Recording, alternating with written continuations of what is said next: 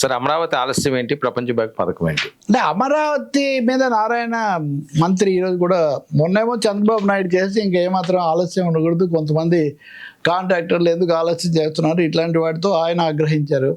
ఈరోజు మళ్ళీ నారాయణ కూడా సమీక్ష చేసి వెళ్ళాలి అది ఇది అన్నారు. ఒకవైపున చట్టబద్ధత వచ్చింది, చట్టబద్ధత వల్ల నిజంగా ప్రత్యక్షంగా క్షేత్రస్థాయిలో ఏమొస్తుంది, మనకేమి ఇది నిధులు ఇచ్చారు, ఇట్లాంటి ప్రశ్నలు కూడా కొన్ని ఉన్నాయి. కొన్ని విషయాల్లో ప్రపంచ బ్యాంకు దీంట్లోకి వెళ్తే వాళ్ళు దీన్ని వాస్తవానికి క్యాపిటల్ అనే కోణంలో కంటే sustainable development of Amaravati city, వాళ్ళ పథకం ఏంటి, సస్టైనబుల్ డెవలప్మెంట్ ఆఫ్ ఈ సిటీ అని. కాబట్టి వాళ్ళు ఇప్పటికి 2 విడతలు డబ్బులు ఇచ్చారు.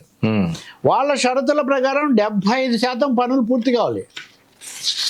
75% పనులు పూర్తి అయితేనే తదుపరి విడత డబ్బులు విడుదల చేస్తారు.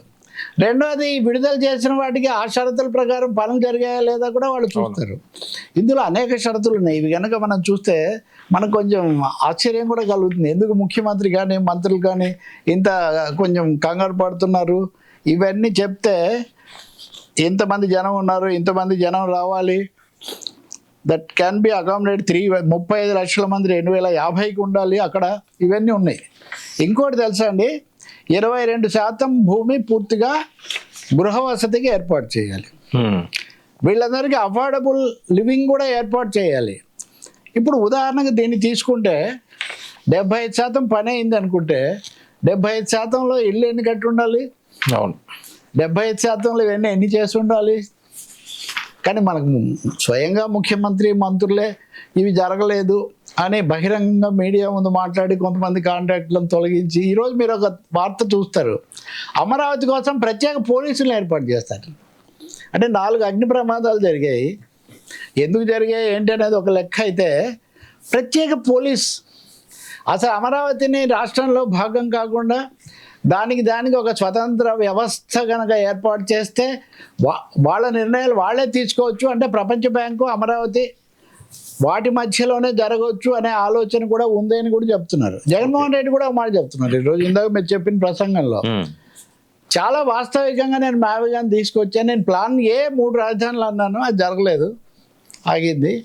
అందుకని ప్లాన్ బి అని నేను మావిగాన్ని తీసుకొచ్చాను. 2 లక్షల కోట్లు ఎక్కడున్నాయి? లేవు. ఇప్పుడు మనం నారాయణ గారు చెప్పే ప్రకారం 5 లక్షల కోట్లు ఉన్నాయి, ఎకరానికి 2 కోట్లు లెక్కన, ఇంకా 7 కోట్లు కూడా అవుతాయి మళ్ళీ విడత భూసేకరణ కూడా జరిగితే. ఇప్పుడు జగన్ ఏమంటారు, 10,000 కోట్లు కూడా అక్కర్లేదు, పూర్తి అయిపోతుంది రాజధాని, అన్ని ప్రాంతాలు కూడా అభివృద్ధి అవుతాయి. నిన్న విజయవాడ ఎంపీ దీన్ని వ్యతిరేకించారు. 10,000 కోట్లైనా ఎక్కడ ఉన్నాయి? ఇదొక ముఖ్యమైన ప్రశ్న. 9,000 కోట్లు ఉంటే అమరావతి ఒక దశ పూర్తి చేయొచ్చు అని జగన్ ముఖ్యమంత్రిగా ఉండగా ఒక పథకం తయారు చేశారు. ఈ పథకం తీసుకొని ఢిల్లీకి వెళ్ళారు అప్పుల కోసం. అప్పు ఇవ్వలేదు, కేంద్రం ఏమి పెద్దగా సహకరించలేదు, అప్పుడు సహకరించలేదు, ఇప్పుడు సహకరించలేదు అనుకోండి. ఇప్పుడు నేను మీకు చూపించిన ప్రపంచ బ్యాంక్ దీంట్లో చివరిలో ఏముంటుందంటే, ఇక్కడ లెండర్ ఎవరు? ప్రపంచ బ్యాంక్ అయితే తీసుకుంటుంది ఎవరు? రాష్ట్ర ప్రభుత్వం, కేంద్ర ప్రభుత్వం. ఓకే, కేంద్ర ప్రభుత్వం ఇక్కడ అప్పు తీసుకుంటుంది. సేమ్ పోలవరం ఫార్ములా తీసుకుని రాష్ట్రానికి ఇస్తుందా? ఈ రాష్ట్ర ప్రభుత్వం ఏమో ఎగ్జిక్యూషన్, అప్పేమో కేంద్ర ప్రభుత్వము. ఇక్కడ చాలా సమస్య ఉంది ఇది. సో దీంట్లో ఆ విషయాలు చాలా స్పష్టంగా ఉన్నాయి. మీరు ఒకసారి కొట్టి చూస్తే మీకు ఆ అంశాలన్నీ కూడా వస్తాయి. కాబట్టి ఒక దశలోనేమో కొంత కేంద్ర ప్రభుత్వమే దీనికి 29 ఏళ్లలో తీర్చాలి అప్పు. ఓకే, ఇప్పుడు ఎన్ని ఏళ్ళు అయింది? ఇప్పటికి 2 ఏళ్ళు అయింది. 75% పని పూర్తయి ఉండాలి 29 ఏళ్లలో, 29 years. ఓకే, అంటే అబౌట్ 30 years, 6 గవర్నమెంట్స్. ఒక గవర్నమెంట్ యొక్క సగం పాలనా కాలం పూర్తయింది. అంటే అప్పేమో కేంద్రం తీసుకోవాలి.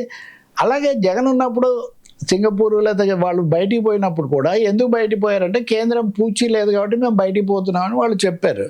సో ఇప్పుడు కేంద్రం ఏం ముందుకు రాదు, నిన్న మనం మాట్లాడినట్టుగా.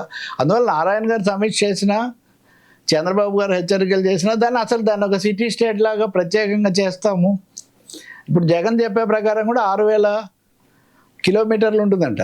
ఏది బందరు ఇవన్నీ కూడా కలిపాని కాబట్టి చేసి ఉండొచ్చు కదా, ఎవరు ఆపారు మిమ్మల్ని? 10,000 కోట్లు మీరు ఒక్క బటన్తో అన్ని లక్షల కోట్లు డిస్ట్రిబ్యూట్ చేసి అన్ని అప్పు తెచ్చిన వాళ్ళు ఎందుకు చేయలేదన్న ప్రశ్న. మీరు అమరావతికి స్టాప్ బటన్ ఎందుకు నొక్కారు?